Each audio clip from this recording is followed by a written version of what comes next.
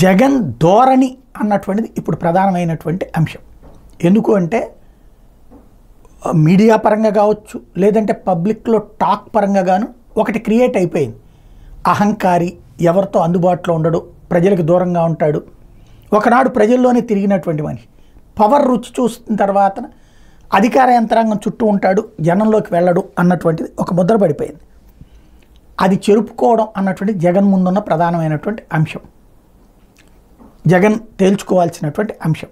ఎందుకంటే జగన్ నేను అచ్చేసాను ఇచ్చేసానంటూ అన్ని రకాలు చెప్పుకుంటున్న దశలో అనేక మంది పవన్ దగ్గరికి, చంద్రబాబు దగ్గరికి వెళ్ళారు కదా, చెప్పుకొచ్చారు కదా.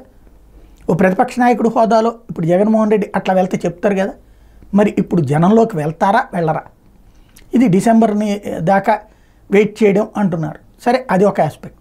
రెండోది వచ్చేటప్పటికి పాలనాపరమైనటువంటి అంశాలలో ఒకప్పుడు చంద్రబాబు నాయుడు అదే వైఖరి జగన్మోహన్ రెడ్డి కూడా అనుసరించారు, మంత్రులకి స్వేచ్ఛ ఇవ్వకపోవడం అన్నట్టు. బట్ చంద్రబాబు మారారు. వాళ్ళ మంత్రులందరూ కూడా ఈ దఫా ఎవరికి వాళ్ళే సమీక్షించుకుంటున్నారు. ప్రతి మంత్రి తమ తమ అధికారులతో తామే సమీక్షించుకుంటున్నారు. అధికారులు మంత్రికే జవాబుదారీగా ఉంటున్నారు.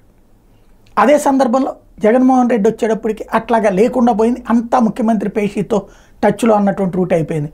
మంత్రులు కూడా వన్ ఆఫ్ ద ఆఫీసర్ కిందనే మారిపోయినటువంటి పరిస్థితి.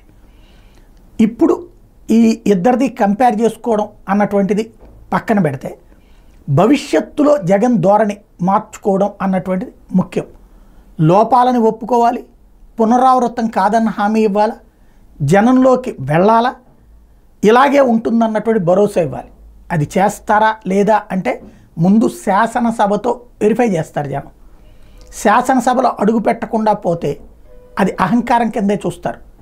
ప్రతిపక్ష నాయకుడి హోదాని లేదు కాబట్టి పాల్గొనకపోతే అంటే ఇతనికి పాలన లేకపోతే గనక చెయ్యడా అన్నటువంటి ఒక ఫీలింగ్ వస్తుంది. కాబట్టి ఫస్ట్ టెస్ట్ అదే. మరి దాన్ని పట్టించుకుంటారా లేదా అన్నది చూడాల్సి ఉంది.